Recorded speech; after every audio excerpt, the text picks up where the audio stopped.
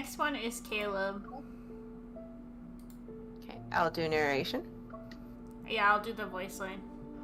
I have technically watched it, like, already, but we're doing it on stream. Okay. Wait! Vettel is watching! The data has been uploaded. Mission complete.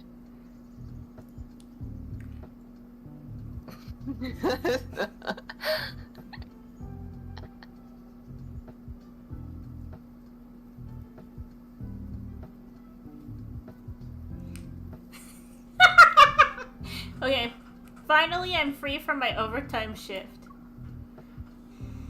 Light pierces the gray sky that the spatial anomaly has enshrouded. Standing under the trees, I watch as the distorted space before me disappears.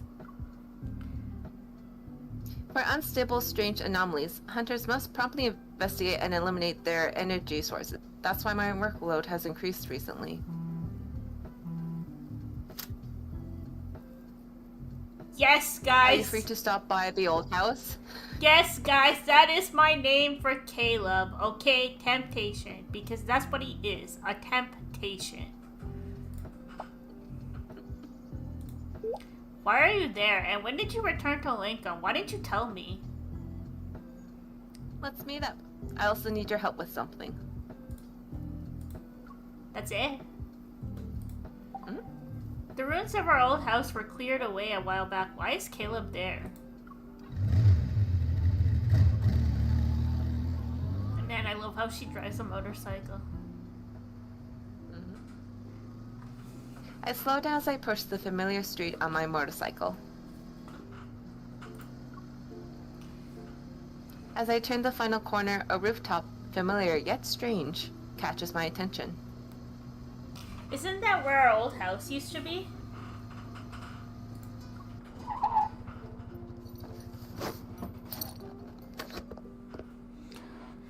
I park my motorcycle and hurry over. Shocked, I see the home from my memories is standing before me.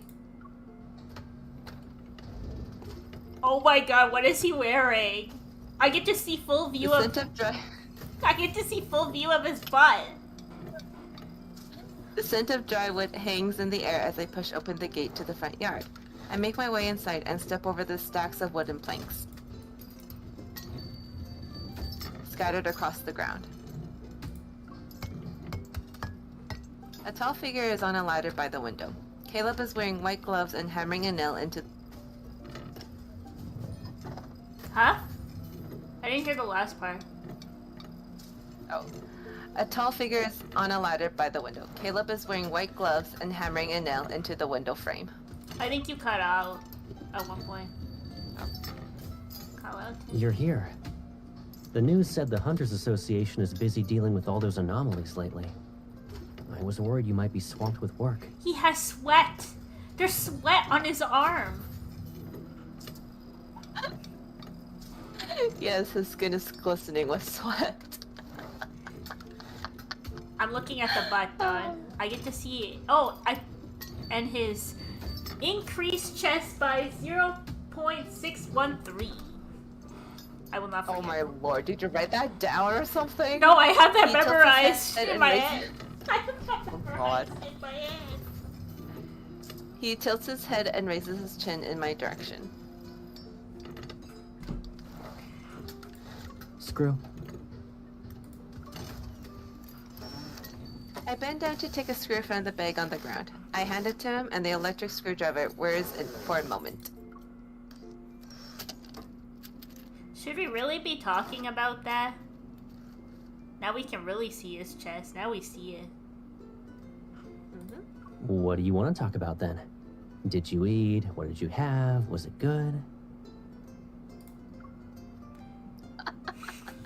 I raise my hand to smack him, but then I remember he's still on the ladder, so I hold it steady instead. Did you hire someone to rebuild this place? I look around. The basic structure of the old house has been completely rebuilt.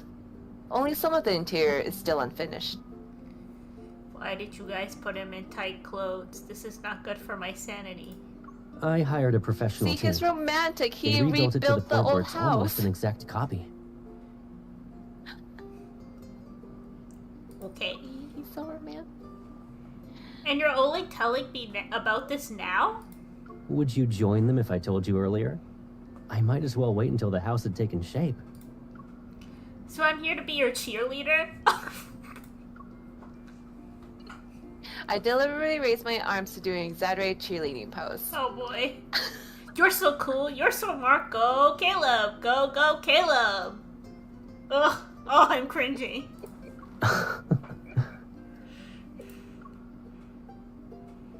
Caleb takes off his gloves and taps my forehead. Why did he like that? I'm I cringing. can hire professionals to rebuild the house, but the interior has to be done by me.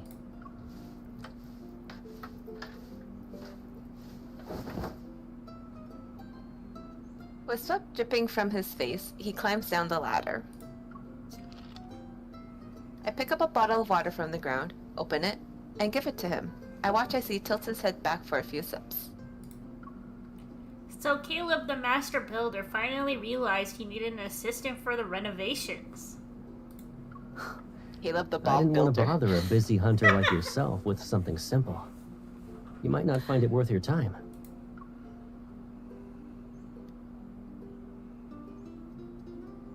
He reaches past me to pick up a paper hat from the windowsill.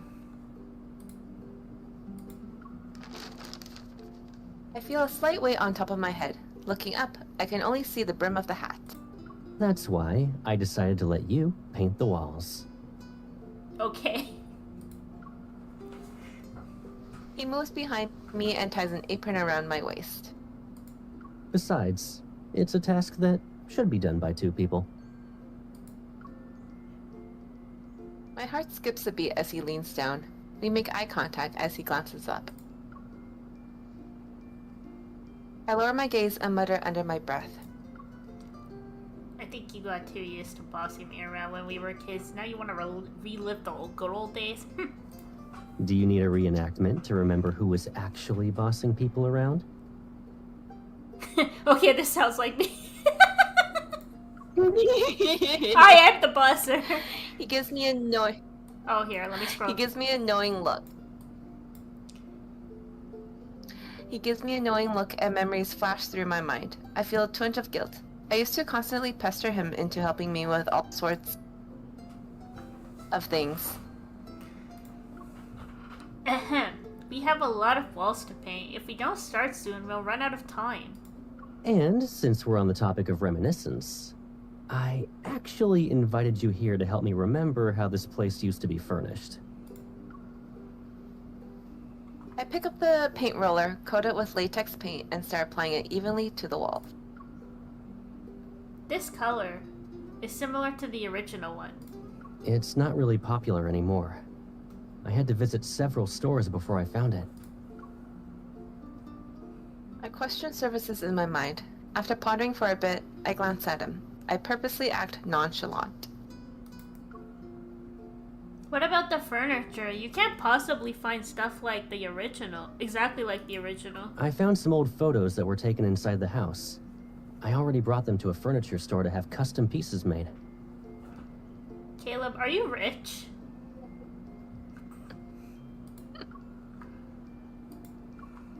I didn't expect you to be so dedicated. Caleb slightly turns his head. His gaze softens as it sweeps across my face. You don't want me to do this? I didn't say that. I turn away and watch the roller change the wall's color. Unlike layers of paint, the questions in my mind are impossible to smooth out.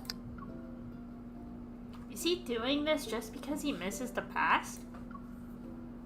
No. Oh my god, MC. We'll find Head out. desk. I'm head desking. The sunset's final rays fall on the floor by the window. They illuminate the tiny dust particles floating in the air. Caleb and I sit side by side against the wall.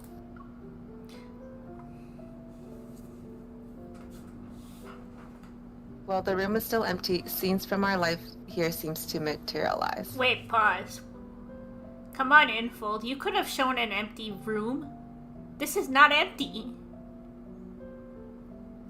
This has furniture in it. It's already furnished. Yeah. What's empty?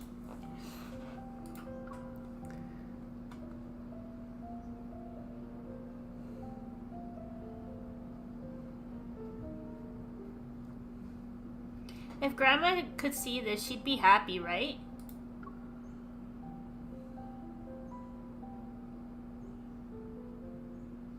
Caleb wraps his arm around my shoulders.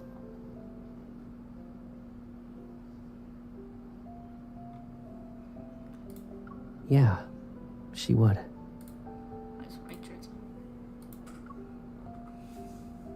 Aside from the tenderness in his eyes, a trace of melancholy briefly appears. Not wanting things to get too somber, I fidget with the paper hat in my hands. I fold its pointed tip inward. Your paper hat is a little boat now. You're still not tired of this game, huh? Caleb takes the little boat. He skillfully unfolds and refolds it. The paper in Caleb's hands quickly transforms into a new object. Give me your hand. A paper crane lands in my palm. I gently touch its wing with my finger. When I was little, I think I used to pester you about folding 1,000 paper cranes for me. Realizing I've unintentionally brought up the past, I quickly shift to a more lighthearted tone. The ones from before don't count. I'll keep this one safe, but you still owe me 9,900 paper cranes. There's no such thing as a free meal. 9,900? Sorry, 999. There's no such thing as a free meal. Oh, okay.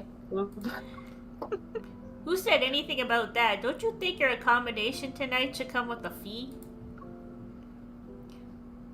999 paper cranes in exchange for a soft, comfortable sofa is a deal of a life. Why is he sleeping on the sofa? You guys are together. Why is he on the fucking damn sofa? I have a bone to pick. Freaking as soon as possible, you're sharing a bed with freaking Xavier, freaking Silas, freaking Zayd, freaking Raphael, but freaking Caleb has to still wait. They better be sharing a bed after the next multi-batter. Caleb laughs as he tousles my hair. Why is this guy on the couch? I don't get it. You're twisting my words in your favor, but deal. Why is this poor guy still on the couch, man? Why? Look how big her bed is. Despite my day being hectic with work, I'm unable to sleep in my bed. As I toss and turn, the questions keep swirling in my mind. Even if I asked him, he probably wouldn't tell me the truth. Oh my god, he's having a nightmare. This is so cruel. Why did you put him out on the couch? Sounds from the living room make me open my eyes. Caleb? A little weird. An inexplicable unease washes over me. I sit up in bed before I quietly walk over of the bedroom. Faint moonlight outlines Caleb's sleeping figure. It causes the sounds he's making to be more distinct. It's like he's sleeping up. Yeah, I know. Standing up, what the fuck? The poor guy's having a nightmare and we put him on the couch. We're so mean. Like, we're so mean. Mm-hmm. Why does he The couch could fit those two. Why does he only get this privilege to sleep on the couch? The other guys get to share the bed with her. I expect after Spicy Banner that this will change. Caleb's arm is draped across his forehead. The blanket is only up to his chest, while sweat glistens on his neck. Oh my god, this poor guy's having a nightmare. Is he having a nightmare? Oh, that's your I gently shake Caleb's shoulder. Caleb, wake up. It looks like he's heard me. He lowers his arm and furrows his brow.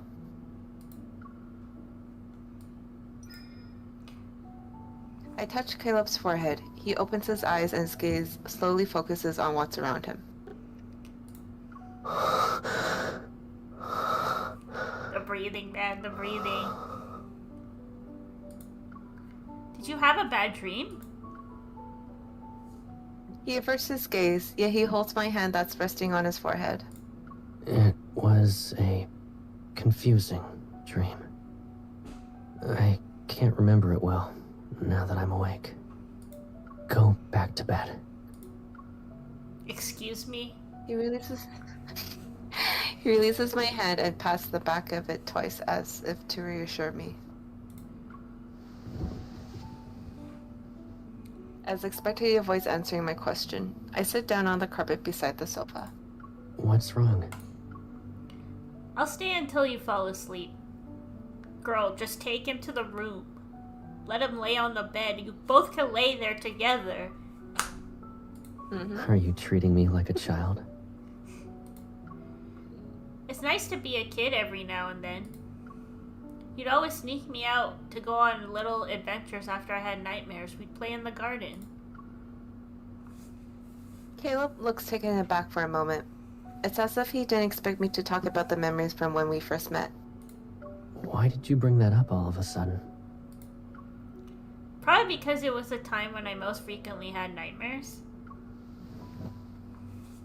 I rest my head next to his. Under the hazy moonlight, we stare at each other. Do you still remember that place? He turns onto his side and uses his arm to cushion his head.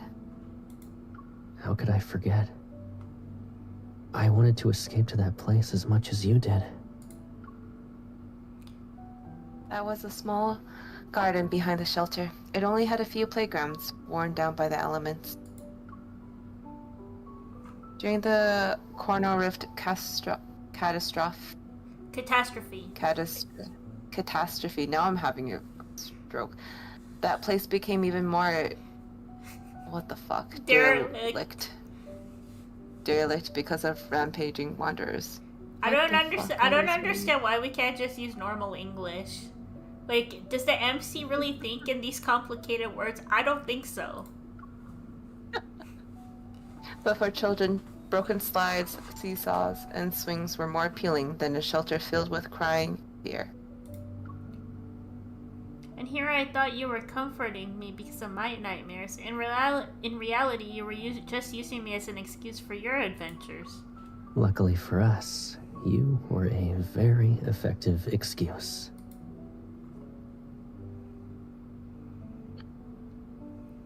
He tousles my hair. I really didn't like staying in the shelter. But sneaking out alone to go on slides and stuff felt too childish. So you made me the immature one? My job was to protect your childishness, thanks. Then will you let me protect you after you have nightmares?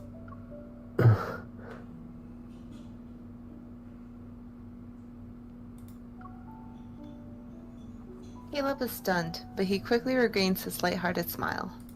Are you saying you think I'm childish? Yep.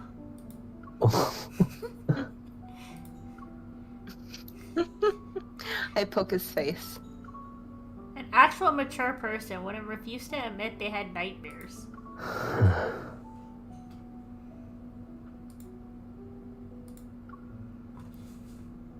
He lowers his gaze. He's looking at my finger that's touching his skin. If I admit it, will you take me on an adventure? Smiling, I grab his hand. I know the perfect place for one.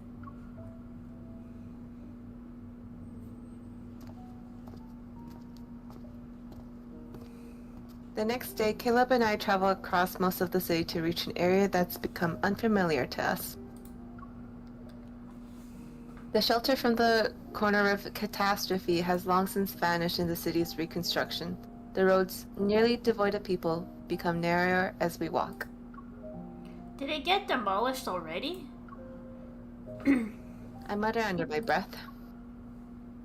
It's okay if that small garden disappeared, you know. These roads have an adventurous feel to them.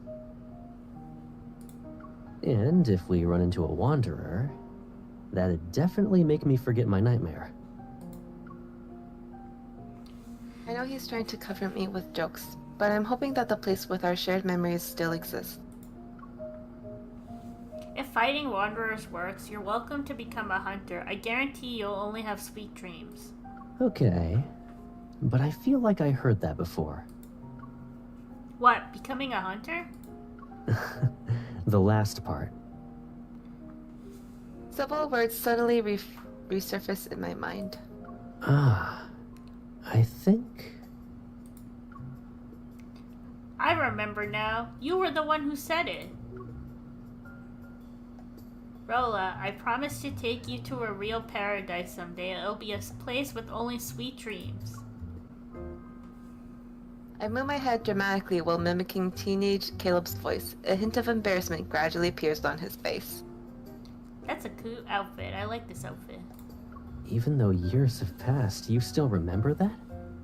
Did you have a hidden recorder on you back then? Maybe. If it was our first promise, of course I'd remember. Caleb pauses. Joy briefly shines in his eyes. The first one. What?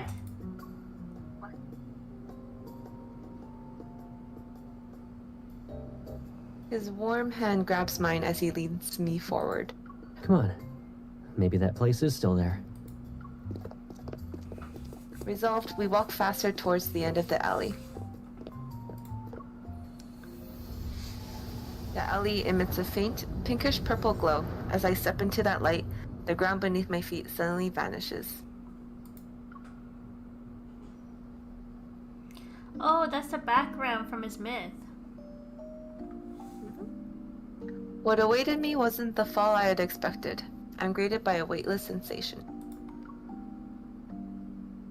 Throughout this dreamlike floating amusement park, colorful rides interweave with wispy clouds. Enormous planets hang in the pinkish-purple sky. They're seemingly within reach. I float within Caleb's line of sight. The light and I are embraced by his gaze. When did this place become a spatial anomaly? At least it's still a playground. It even looks like what we imagined as kids.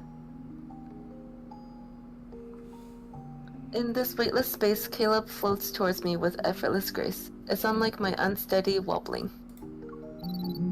Warning. Unstable fluctuations detected.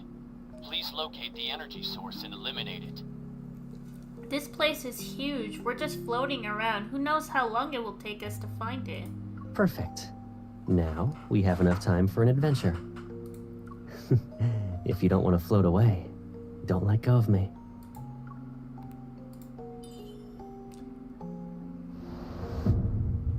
He takes my hand and I instantly feel that familiar gravity. I think I can walk on thin air. Holding Caleb's hand, I take a few steps and then I find myself jumping for joy. Caleb, I feel like this place was made for evil. I'd rather believe this place exists because of our promise.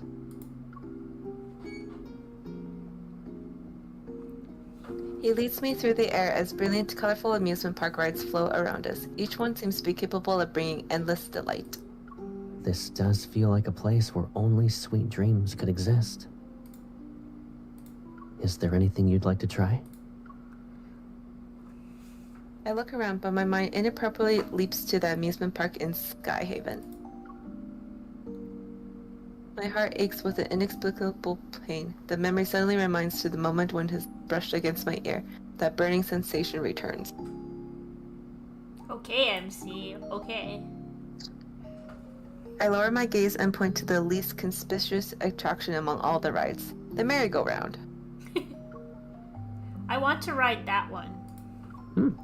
You're not interested in the thrilling rides?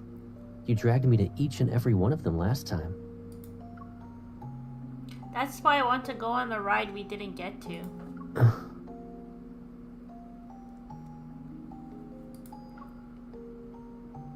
Caleb is stunned for a moment. A thin veil of darkness appears in his eyes. Uh-oh, Yonder is coming back. So you won't be reminded of that Skyhaven amusement park. Alright.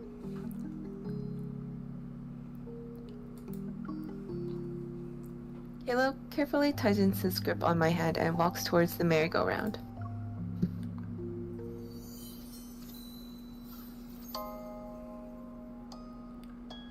A gentle, ethereal melody drifts through the air as the light on the merry-go-round turn on one by one. I sit on a white carousel horse while Caleb takes the black one next to me.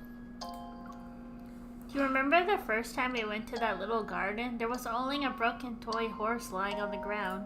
You looked very disappointed and asked why it couldn't be a merry-go-round.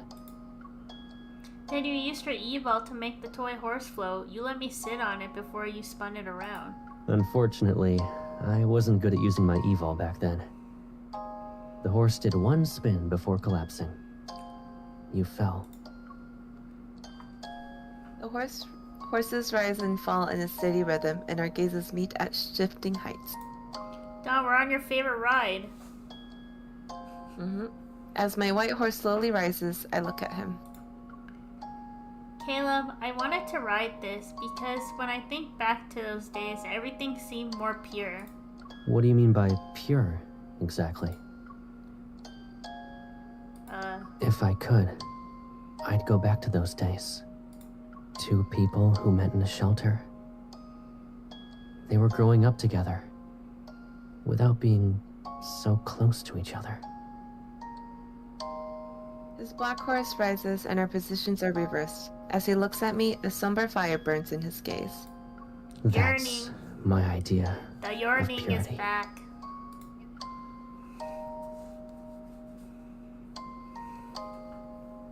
As the carousel spins, the colorful horses blur into swirling, indistinct shapes. In the center of my gaze, only his face remains in focus. But you also missed those days when we were with Grandma, didn't you? Why else would you rebuild our old home and try to make everything look the same as it did back then? The music ends and the merry-go-round stops spinning.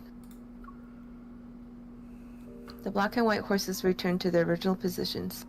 We make eye contact. Because I keep having nightmares about it being blown up. Oh my god, you're kidding. That's so sad. I read his world underneath, so I know more about what happened during the explosion, but I won't reveal. Okay.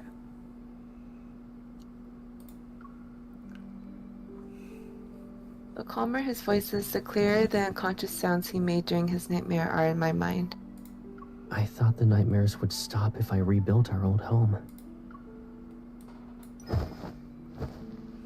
My heart cries out in pain, as if an invisible hand is squeezing it. I jump down from the horse and step forward to embrace Caleb. You could have told me sooner. Caleb freezes, then he slowly wraps his arms around my back and they tighten around me. I miss the past. I really do.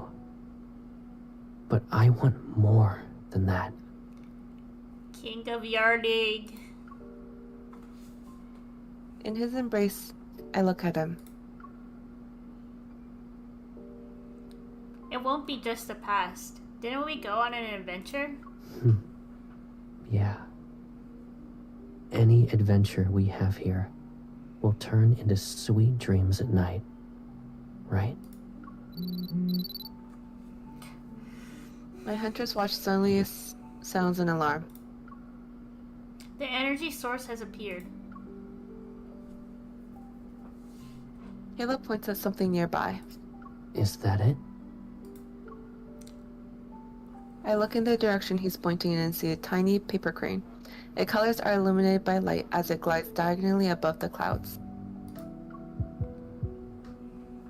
In this weightless space, it seems carefree as it flies freely.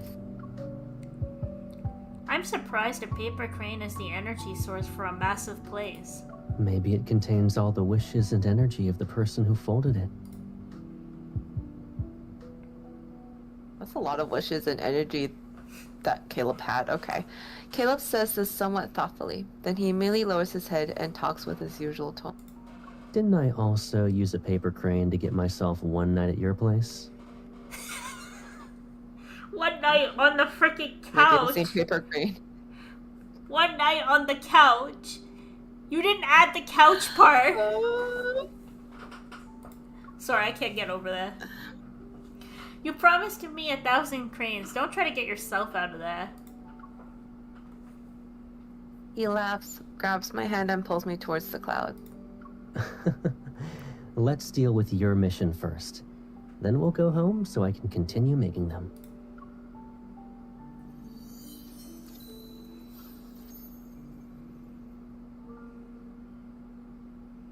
If a wonderland where sweet dreams become a reality really exists, then our tightly clasped hands as we run and the smile on Cable's time and time again.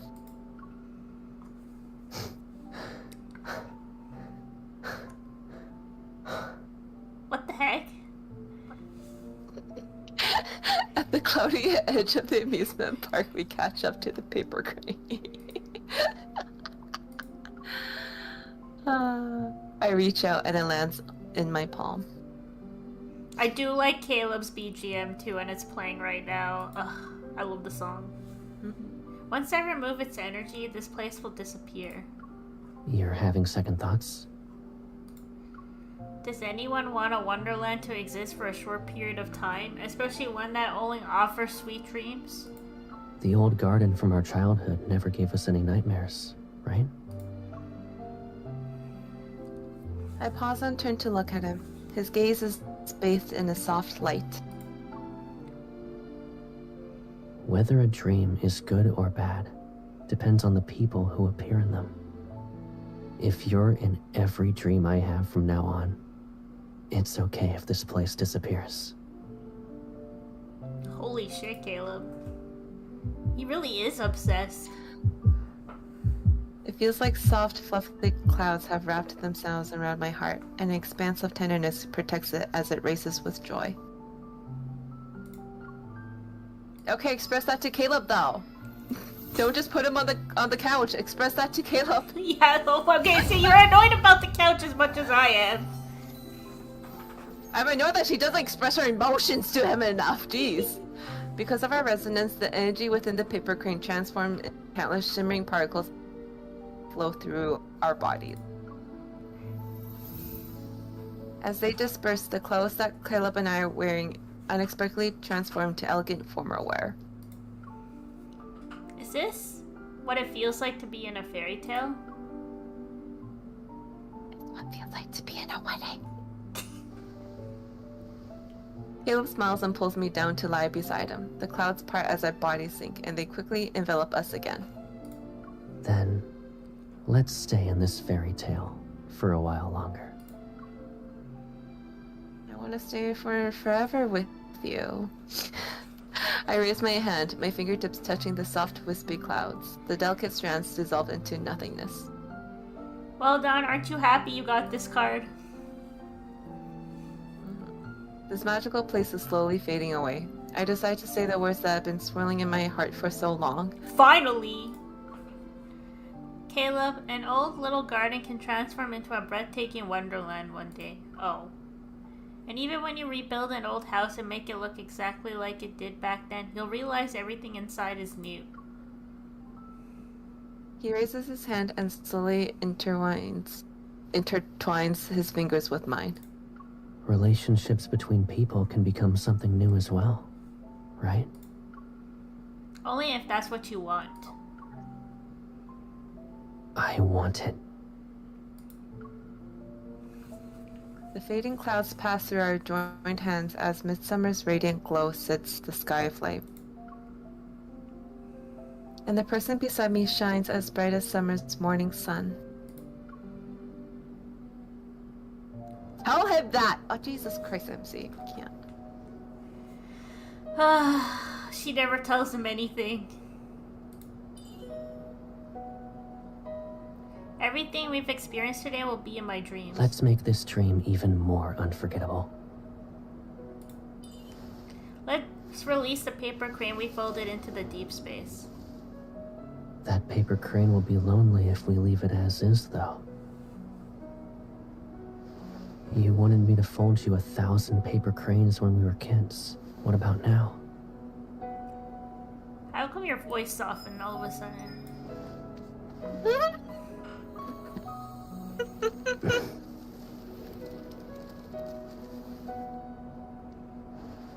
won't just be in deep space.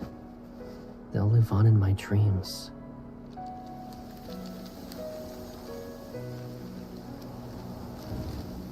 Oh my god, that looks so cute, actually. Mm-hmm. With you. I like it when they snuggle and they nuzzle you. Oh, I Zane, like her dress the best. Zane is a nuzzler, this by the suit. way. He nuzzles a lot. Hmm. Aside from paper cranes, what else do you want? Of course. I want to have a place in your heart that's different from before. Oh, yes, that's my nickname, okay? I didn't know what else to think of. I want to share every adventure with you in the future, with this new role. Is that okay?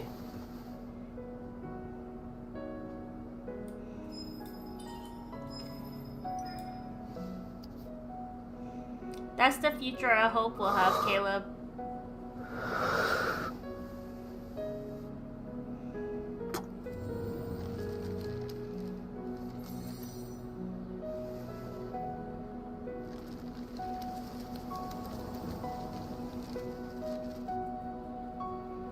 So pretty. Yeah.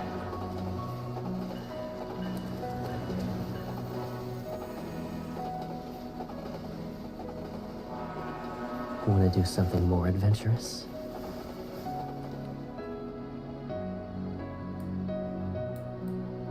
He has perfect hands. You already know my answer.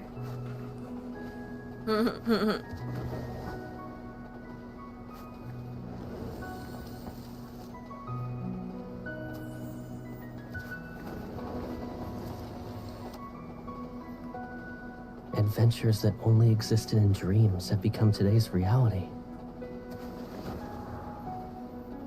Oh, the wedding dress is actually really pretty. Mm-hmm. Hold on tight. The train is about to leave.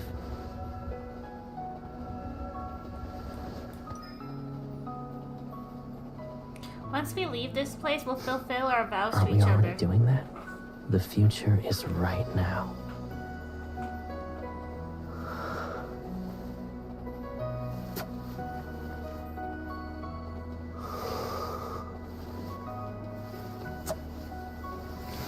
Okay, that kiss is way better than his birthday kiss. Mm-hmm.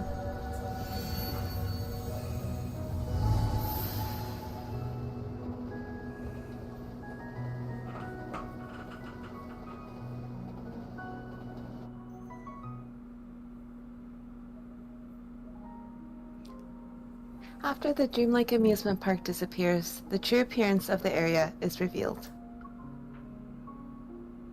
Coincidentally, the small garden has been used to build a real children's playground.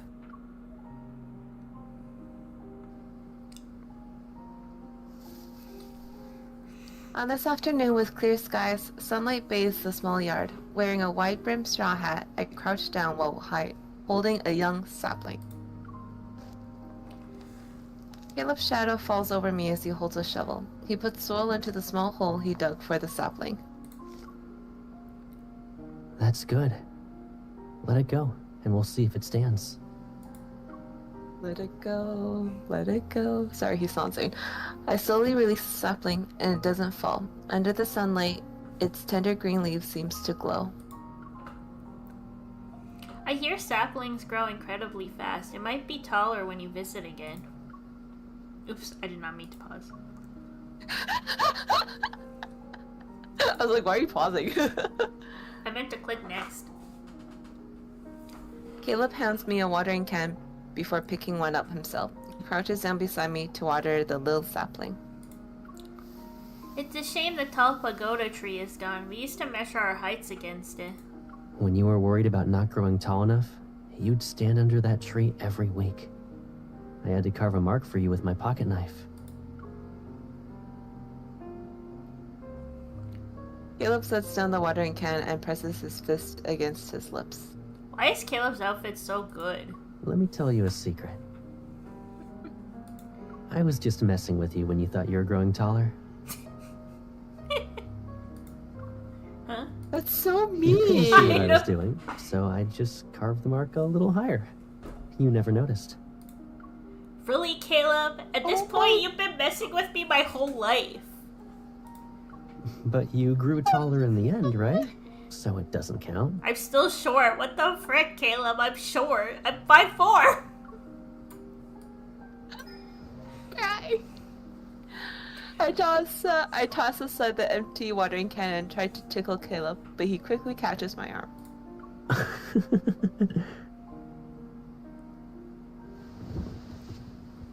Caleb sits on the ground in the small garden. One hand is propped against the earth while his other arm is wrapped loosely around me. He tilts his head back to gaze at the sky. You're right. Too bad the pagoda tree is gone. It could have backed up my story. I believe you. Don't worry.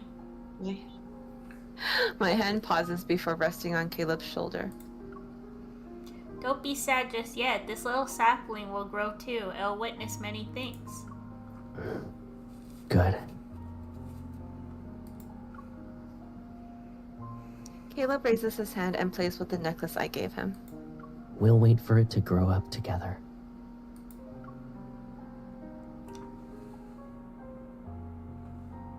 Well, that's it, guys. That was the last one.